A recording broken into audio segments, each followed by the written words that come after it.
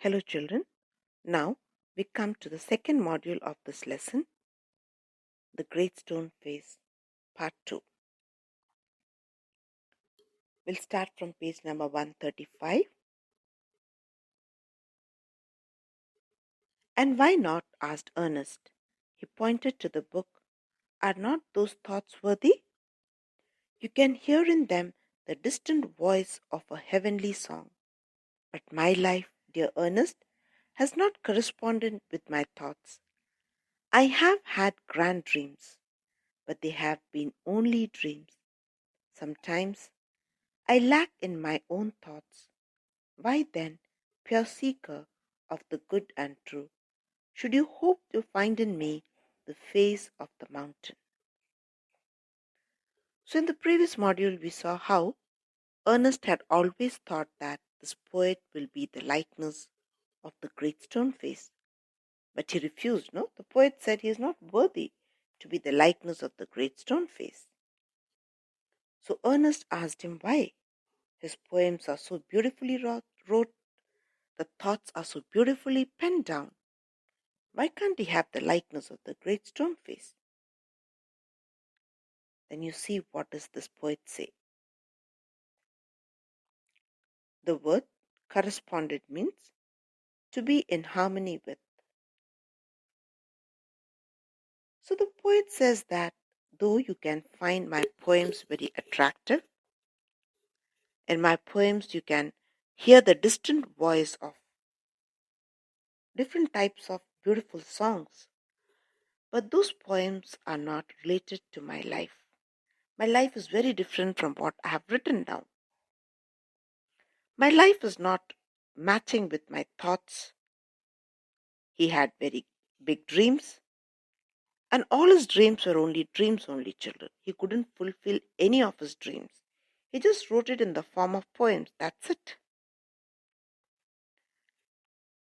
The poet thought that Ernest was a man who seeked something pure and something good. Ernest always seeked the truth. So the poet said that he always lacked faith in his own thoughts. He was not sure of his own thoughts. But on the other hand, he had found Ernest to be a pure seeker of knowledge. And then he's saying, as I cannot even have faith in my own thoughts, how can you, Ernest, hope that my face would resemble to that great stone face? Now, the next paragraph, children. The poet spoke sadly, and his eyes were wet with tears. So too were those of Ernest. At the hour of sunset, as had long been his custom, Ernest was to speak to a group of neighbors in the open air. Together, he and the poet went to the meeting place arm in arm. From there could be seen the great stone face. So when the poet was almost on the verge of crying, his eyes were filled with tears when he said that he could not be compared to the great stone face.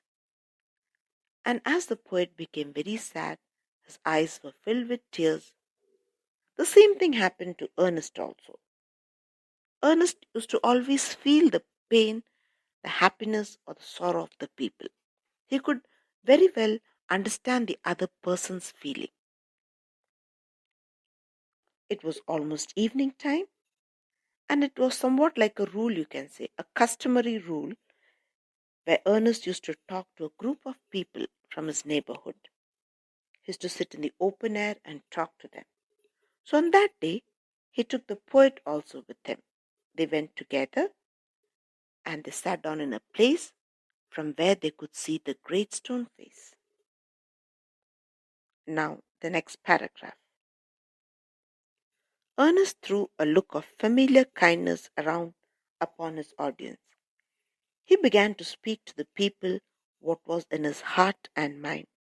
His words had power because they agreed with his thoughts, and his thoughts had reality and depth because they harmonized with the life which he had always lived. It was not mere breath that the preacher uttered. they were the words of life.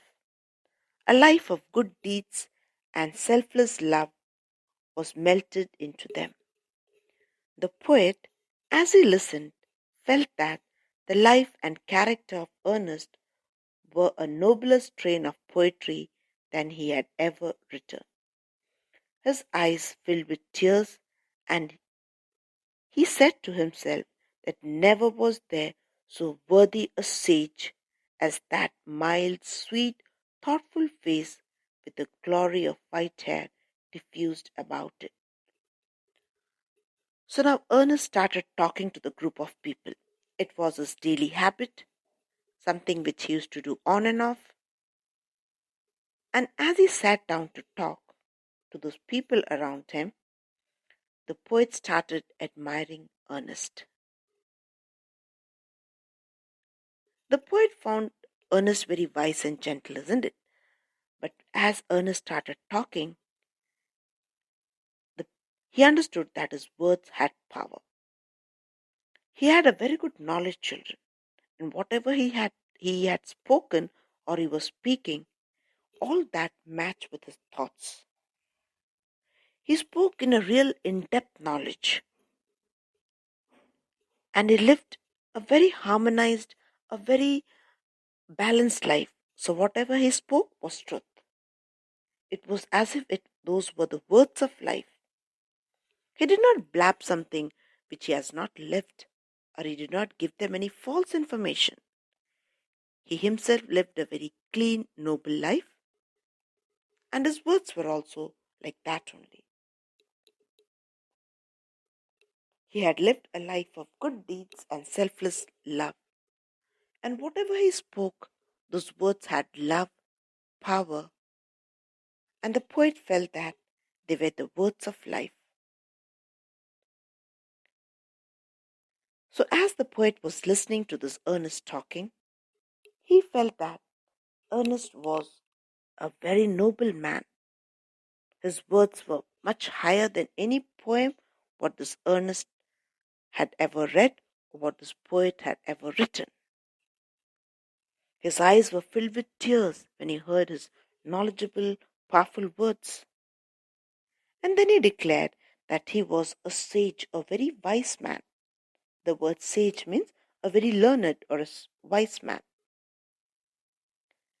And he could compare Ernest somewhat to that great stone face. Ernest was old, his hair had been grey, that which means white color, and he saw a very mild, sweet, thoughtful face of Ernest as he was speaking. The word diffused means spread all around. So he was talking in such a positive manner. He could find his words, his positivity was spreading all over. Now, the next paragraph. At a distance, but clearly to be seen, high up in the golden light of the setting sun, appeared the great stone face, with white mist around it, like the white hairs around the brows of Ernest. At that moment, Ernest's face took on an expression so grand that the poet was moved to throw up his arms up and shout, "Behold, behold! Ernest is himself the likeness of the great stone face." So the poet started comparing this Ernest and the great stone face. He could see the setting sun, and in that golden color of the setting sun, he saw the great stone face. There were white mists around it. It's a huge structure, children, isn't it? The white cloud, the white mist around it, somewhat looked like the white color his brows of Ernest. The face somewhat resembled to that of Ernest. Ernest was busy talking to the people, and the expression on his face was somewhat similar to that of the great stone face. So the poet suddenly started screaming. He said that Ernest himself is the great stone face. He was so happy that he could compare Ernest and the great stone face. And Ernest had no idea about it. Now, the last paragraph. Then all the people looked and saw that what the poet said was true. The prophecy was fulfilled.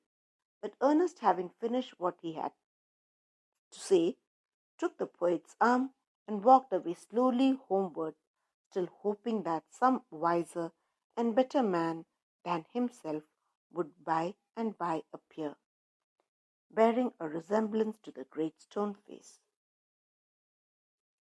So when this poet said that Ernest was the likeness of the great stone face, the people around there, they also agreed. They were very happy that this prophecy was fulfilled and Ernest was that man. But Ernest has no idea of what was happening there. Okay, he still hoped that someone wiser and better than himself would appear some time and would bear the likeness of the great stone face.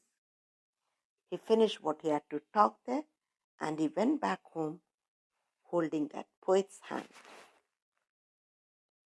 He could never accept that he himself was the likeness of this great stone face. So see, children, in the first part we see the small Ernest as a young boy. And in the second part of the story, we see how he grew up from a young man to an old man.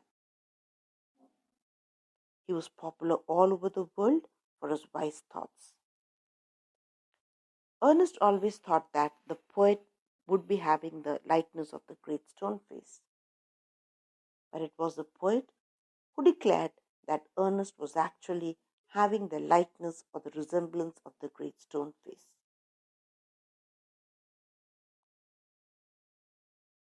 So the story concludes by telling us that the man whom Ernest was searching for was actually he himself. But Ernest did not believe that. He was still waiting for the right look-alike of the great stone face. Thank you, children.